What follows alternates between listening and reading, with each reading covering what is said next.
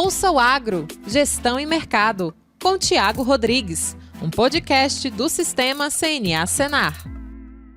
Olá, seja bem-vindo a mais um episódio do podcast Ouça o Agro, Gestão e Mercado, seu podcast do Sistema CNA. No episódio de hoje, a gente vai debater o que esperar da COP28. Eu sou o Tiago Rodrigues, assessor técnico da CNA, e estou aqui com Adriano Oliveira, coordenador de mudanças climáticas do Ministério da Agricultura. Seja bem-vindo, Adriano. Muito obrigado, Tiago. Prazer estar aqui. Bom, a ideia desse episódio é debater um pouco pela ótica do setor produtivo, né? Além de produzir, nós somos também, o produtor rural também é fator importante nessa temática de sustentabilidade, porque além de produzir, ele também preserva. Isso ditou muito a pauta discutida no último dia 25 de outubro aqui na CNA, né? Onde foram apresentadas os principais pontos que o setor espera dos negociadores brasileiros durante a COP28. Mas, para quem está acompanhando a gente, entender um pouco de o que é e como é constituída a COP, Adriano, dá para você explicar para nós? Dá. Não, é ótima pergunta, Tiago, porque falar de COP, falar de conferência de clima, realmente faz todo sentido a gente entender o que é uma conferência, né? O que está por trás dela. E, como você bem disse, a gente está falando da COP28, então já é a 28ª Conferência das Partes da Convenção de Mudança do Clima acontecendo, que quer dizer que já foram 28 ao longo desse tempo todo, né? E é importante, Tiago, tentar primeiro mostrar para o nosso público, né, para o nosso telespectador, que a conferência é mais do que uma conferência só. Porque nós temos hoje a Convenção sobre Mudança do Clima, que nasceu na Convenção da Rio 92, aqui no Brasil. Nós temos a Convenção desde 1992 e anualmente acontecem as conferências das partes. Então, hoje nós temos a Convenção sobre Mudança do Clima e temos os instrumentos de implementação da Convenção, que são o Protocolo de Quioto e o Acordo de Paris. Então, dentro da COP, a gente tem, na verdade, 3 conferências, porque são as conferências das partes da Convenção sobre Mudança do Clima, também a conferência na qualidade de reunião das partes do Protocolo de Quioto e uma terceira, que é também a conferência na qualidade de reunião das partes do Acordo de Paris. E fora isso também ainda temos discussões técnicas dos 2 órgãos subsidiários da Convenção. A gente tem o órgão subsidiário de assessoramento científico e tecnológico, que trata toda a questão científica e técnica, né, como o nome já diz, e o outro órgão subsidiário de implementação. Então, anualmente, as partes ou os países que assinaram a Convenção, que ratificaram o Protocolo de Quioto, ratificaram o Acordo de Paris, se reúnem para discutir os avanços da agenda. E essa toda é uma parte de negociação formal, liderada pelo Itamaraty. E os ministérios setoriais e demais ministérios prestam apoio técnico ao Itamaraty para formar as nossas posições de negociação. Agora, a COP também tem uma parte muito importante que é a parte da promoção, porque além da negociação formal, tem toda a questão de troca de experiências, de eventos e que os governos participam, e aqui o MAPA tem um papel importante de, nessas discussões de promoção, poder mostrar ao mundo o potencial que a nossa agropecuária tem, o potencial de sustentabilidade, o potencial da nossa agricultura tropical para servir de exemplo para o mundo. E uma terceira parte também ainda das conferências que nós temos, tem toda uma discussão de declarações, de coalizões. Então, por exemplo, nessa COP que vamos ter agora em Dubai, e final de novembro e primeira quinzena de dezembro, tem toda uma discussão de uma declaração de sistemas alimentares sustentáveis. Também é uma outra frente da conferência. Então a gente tem, fazendo um resumo, 3 partes nas conferências. Negociação, liderada pelo Itamaraty, a parte de promoção, de eventos, e essa parte de declarações, de coalizões, numa discussão paralela a isso tudo. A gente percebe que são muitas nuances, né, dentro de um evento só, né, e a preocupação a nível setorial, se a gente imaginar pelo lado produtivo, né, Adriano, como a representação brasileira, tanto o setor privado como o setor público, né, na figura principalmente do Ministério da Agricultura, vai conseguir transmitir que o agro brasileiro, além de produzir e ser a potência que nós somos produzindo, nós somos também potência em sustentabilidade, em trabalhar de forma a preservar o que a gente tem de mais, vamos dizer assim, valioso dentro do nosso território, né, que são as florestas, são os mananciais, enfim, toda a rede que está por trás aí de um papel que também é um papel do produtor rural, né? Trabalhar consciente desse papel que ele tem também com relação ao meio ambiente. Como é que vocês estão imaginando levar isso para essa discussão? Eu acho que é um ponto importantíssimo, Thiago, que você traz, quando você mencionou o envolvimento do setor privado, do setor público, e até fazer uma referência importante, porque agora no Acordo de Paris, os países apresentam as suas contribuições nacionalmente determinadas para o acordo.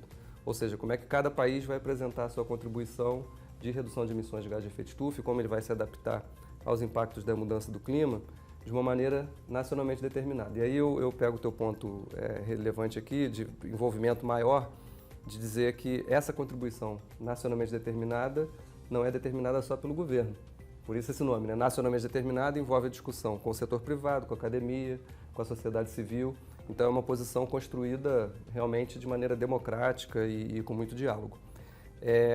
O setor chega muito forte nessa conferência, em termos de sustentabilidade, porque é o que você falou, a gente já tem muitas frentes, e eu até faço referência ao que o nosso amigo da CNA, o Nelson Ananias, falou, inclusive no evento do dia 25 que você mencionou, de que às vezes o produtor já faz o agro sustentável, ele já contribui para a contribuição nacionalmente determinada, para as nossas metas do Acordo de Paris, até sem saber. E porque a nossa agricultura é diferenciada do resto do mundo, ela é muito sustentável, ela tem a peculiaridade. Por isso alguns países têm tanto receio da competitividade nacional, né, da competitividade do Brasil.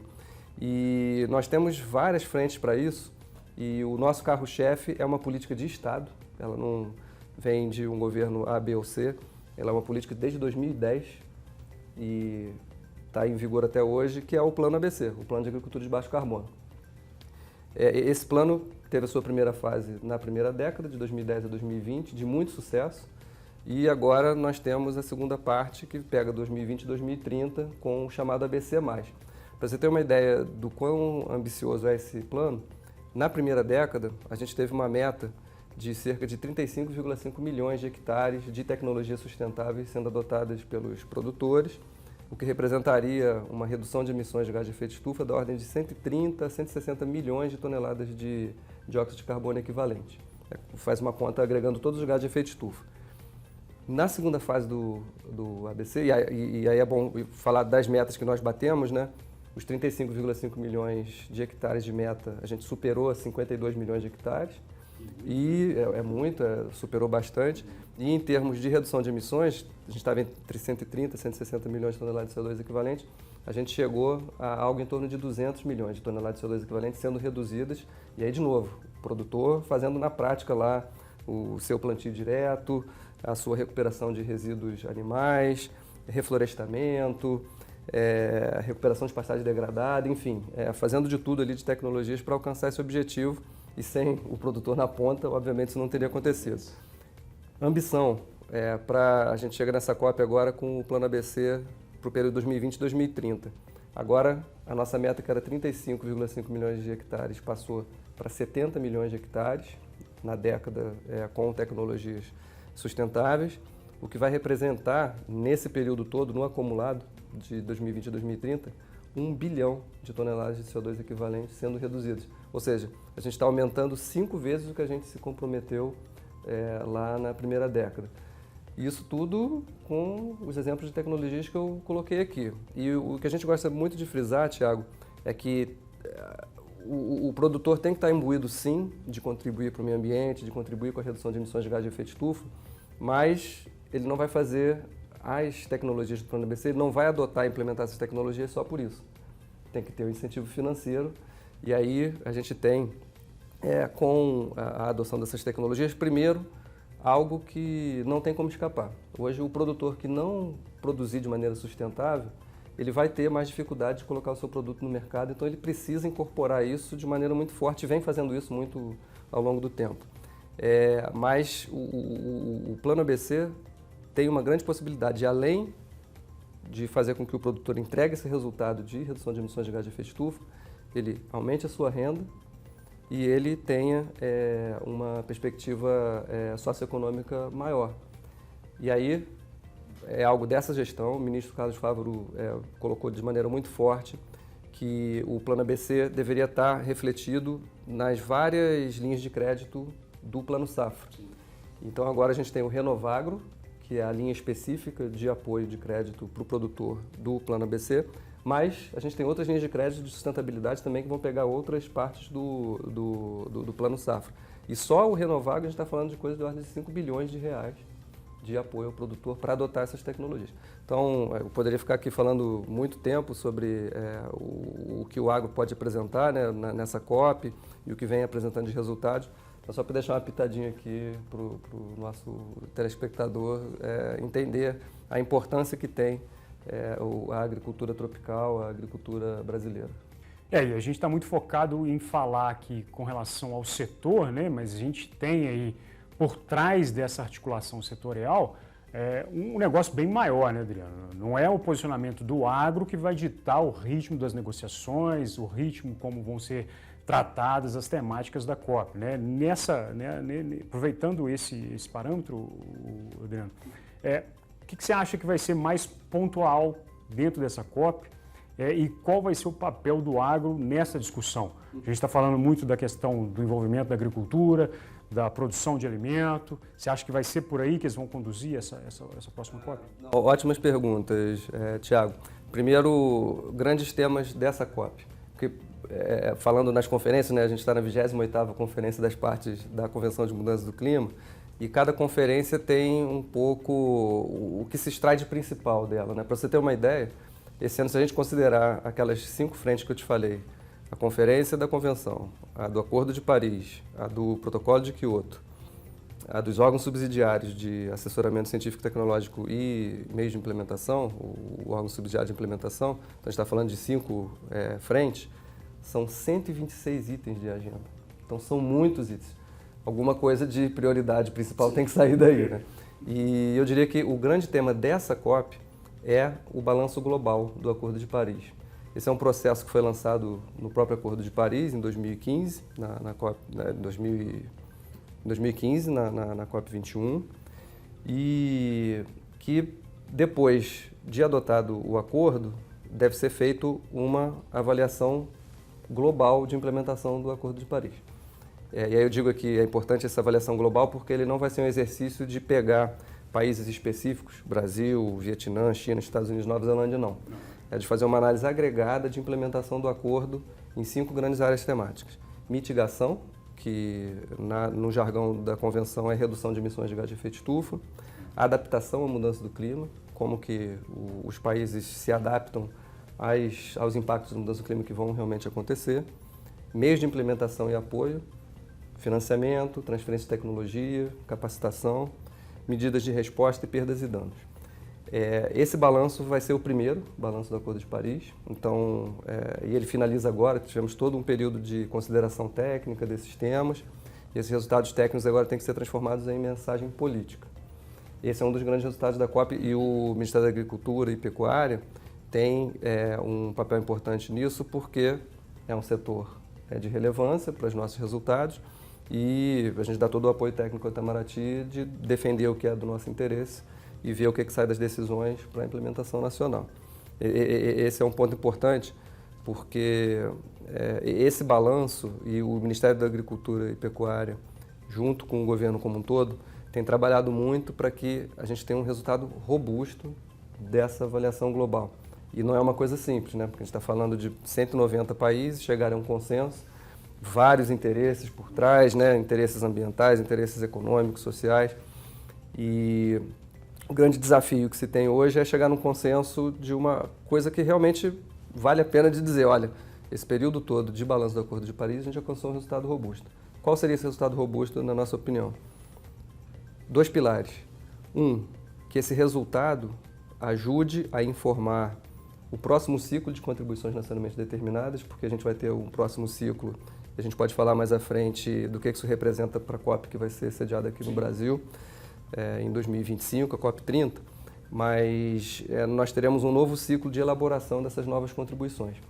E a ideia é que, por um lado, o resultado dessa avaliação global do Acordo de Paris mostre para cada país qual é a parte que ele considera justa de colocar como meta nacional Então, a gente vai poder discutir com a sociedade brasileira, com o setor privado, com a sociedade civil, com o governo.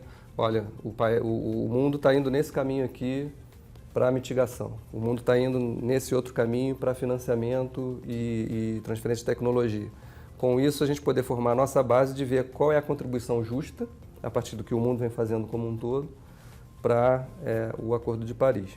Como consolidar, né, isso tudo aí que a gente sabe que tem um apelo muito grande hoje por parte setorial, né, uma visão única com a meta global, né? A gente sabe aí que tem muito do que se é discutido hoje está atrelado à transição energética que o modelo mundial aí está inserido, né? Então, quando a gente fala só ou exclusivamente do agro, muita gente traz um protagonismo para o agro aí como pelo lado negativo, né? Que na verdade não é bem isso. Então, no papel de agente público aí, Adriano, essa conciliação de levar o Ministério da Agricultura, Ministério do Meio Ambiente, o Itamaraty, para trazer uma posição nacional, não só do agro, como é que é feito isso? Como é que você enxerga isso dentro da... Não, perfeito. E é ótimo você falar de transição energética, porque leva a um ponto importante na discussão que tem que ser considerado, que é exatamente, e até pensando de novo em termos globais para chegar no setor, Thiago, que o painel intergovernamental de mudanças climáticas, o IPCC, que é a melhor ciência disponível, no seu 6º relatório de avaliação, lançado em março desse ano, mostrou de maneira muito clara dados de 2019, que foi até onde ele conseguiu ir nesse ciclo de avaliação. 80% das emissões de gás de efeito estufa, como um todo, vem de energia e indústria. 20% vem de agricultura, uso da terra, mudança do uso da terra e florestas. E aí o pessoal costuma, às vezes, se equivocar nesses 20% e atrelar tudo à agropecuária, quando, na verdade, é separado.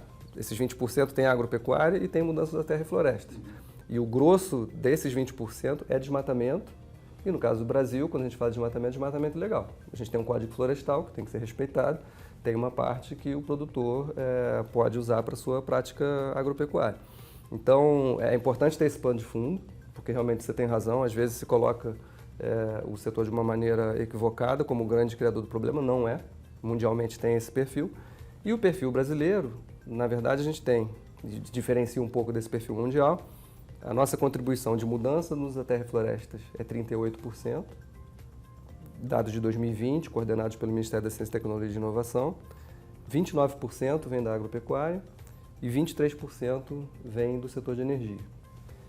Isso, eu acho que daria um podcast específico falar de métricas de emissão, Thiago, porque a métrica que se usa hoje, o Brasil tem sido muito combativo, junto principalmente com a Argentina e o Uruguai. A gente tem um grupo de negociação, Argentina, Brasil e Uruguai, nessas frentes de negociação, e o Brasil, junto com esses dois países, lidera muito fortemente uma tentativa de consideração de outros tipos de métricas de emissão. Hoje a gente usa o poder de aquecimento global, no jargão da convenção, chamado GWP. Ao utilizar uma outra métrica, que está mais apropriada à temperatura, a métrica de aumento de temperatura global, esse dado brasileiro que eu mencionei muda muito, porque aí o uso da terra e florestas, que era 38%, passa a ser 47%, quando a gente utiliza essa outra métrica. Energia, que era 23%, passa a ser 29%, e a nossa contribuição agropecuária cai à metade. Era 29%, cai para 15%. Por quê? Muito rapidamente.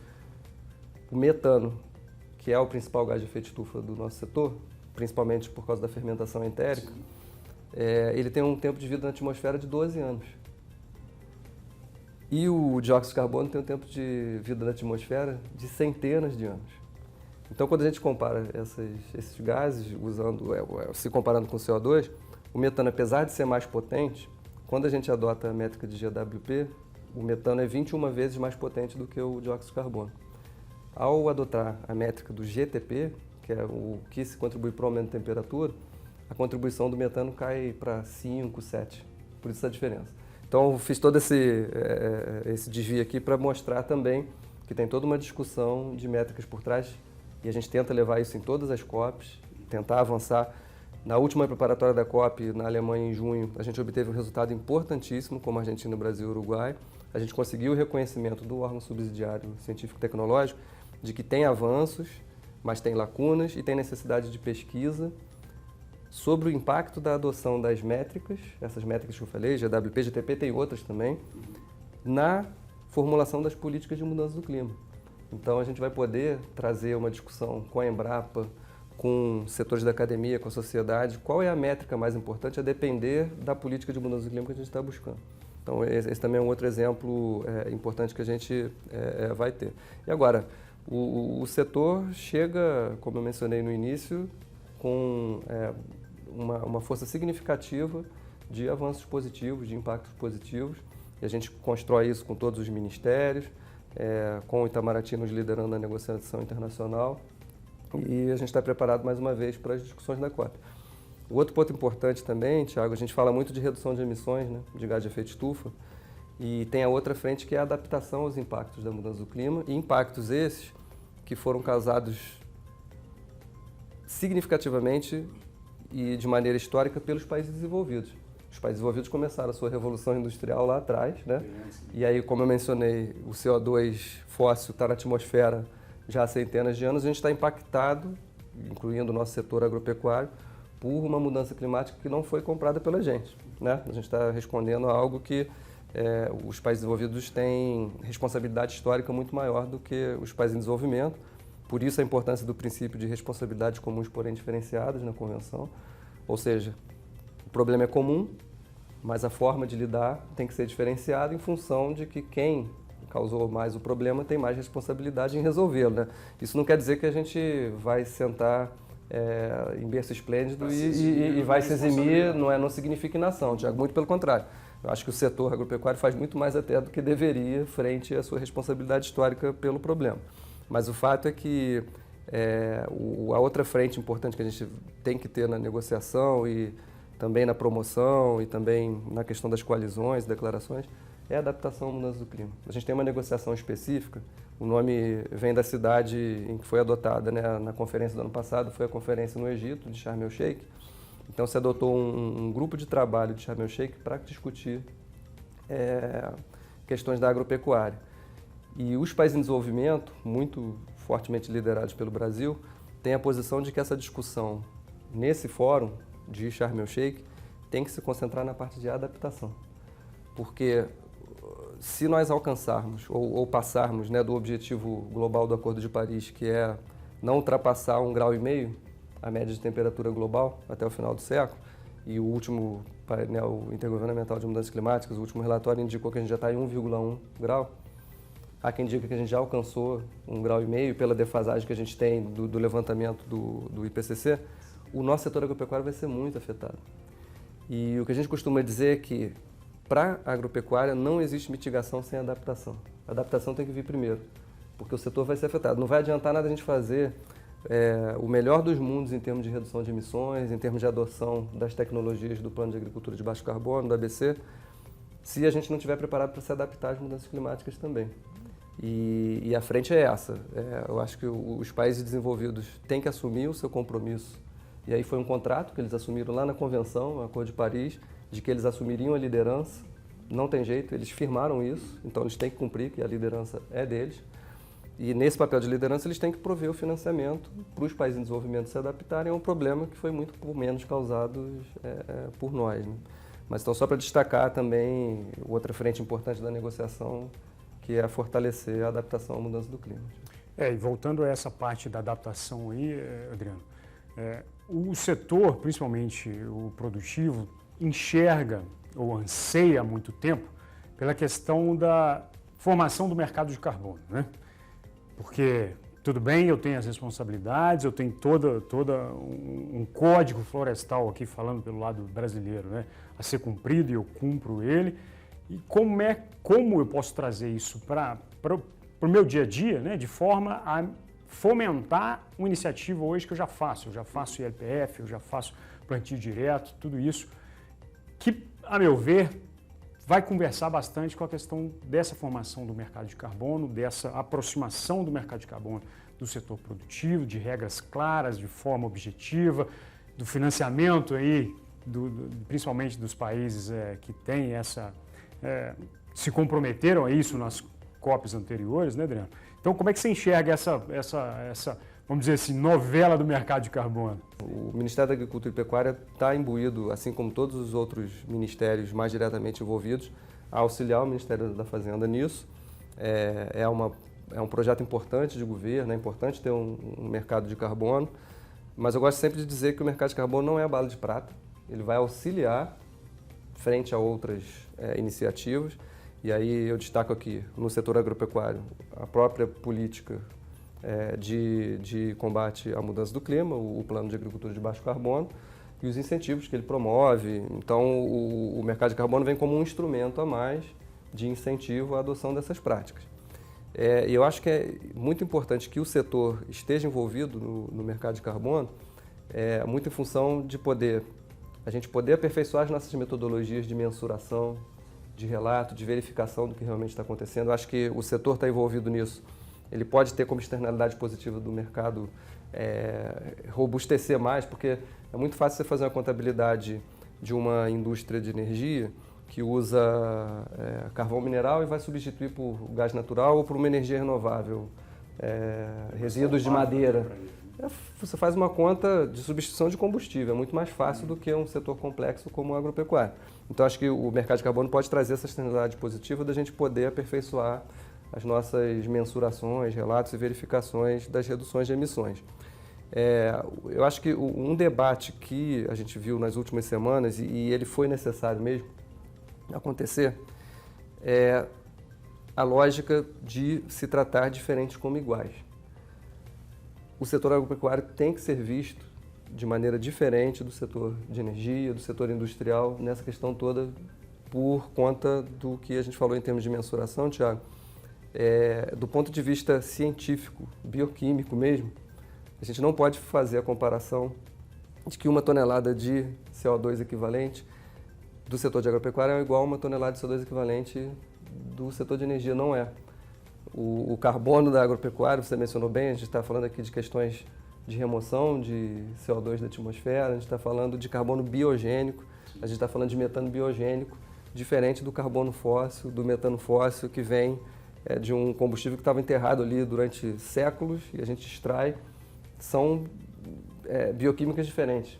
Então você não pode tratar os setores como iguais. A gente tem que ter toda uma discussão qualificada, com base na melhor ciência disponível, de como que cada setor pode contribuir para esse mercado, e sempre pensando não só no mercado de carbono, mas nas políticas de mitigação como um todo, o papel que a agricultura tem na segurança alimentar, não só do Brasil, mas do mundo. Você tem uma ideia do quão injusto às vezes se coloca o setor frente à questão de mudança do clima. Na contabilidade das nossas emissões, para a parte de combustível fóssil, a gente contabiliza as emissões de quem consome. Então, por exemplo, um país árabe que exportou o petróleo para algum outro país, a emissão do uso está sendo no país que está fazendo a utilização daquele petróleo, daquele combustível fóssil. Para a parte de agropecuária, não. A gente contabiliza a produção do alimento. Ou seja, quando a gente consome combustível fóssil, quando a gente produz alimento aqui no Brasil, a gente está tendo que responder por isso. Não estou dizendo que não deva ser assim, esse é o modo científico que a sociedade mundial adotou, mas o fato é que a gente ouve números, às vezes, equivocados. 75% das emissões de gás de efeito de estufa do Brasil vem da produção de alimento. Aí vem as nuances que você comentava, né, Tiago? Esse 75% é o quê? O dado do NCTI é que 39% vem de mudança da terra e florestas e 29% vem da agricultura, com aquela métrica que a gente falou que a gente nem concorda tanto. Da onde está sendo tirado esse 75%? E quando a gente pensa na agropecuária como um todo, não só na produção primária, mas na cadeia como um todo, né? A produção de alimentos, ainda assim, não vai dar esse 75% nunca, porque eu tenho certeza, eu não vi esse relatório ainda que fez referência a esses números, mas eu tenho certeza, sem ter olhado o relatório, que o grosso vem de desmatamento ilegal. Desmatamento ilegal não contribui para a PIB, muito pelo contrário, né? Quando a gente considera o setor produtivo sem o desmatamento, se a gente pegar aí o setor de energia, o setor de indústria e agropecuária, pensando muito no que o produtor já entrega de soluções sustentáveis, o Brasil está numa posição que eu me atrevo até a dizer que o Brasil já seria uma economia de baixo carbono. Então, a nossa prioridade interna aqui, né, eu falava no início do nosso papo que a prioridade para o mundo é combater combustível fóssil, né, é fazer essa redução de emissões de combustíveis fósseis. A prioridade nacional, sem dúvida nenhuma, é combate ao desmatamento. Ilegal.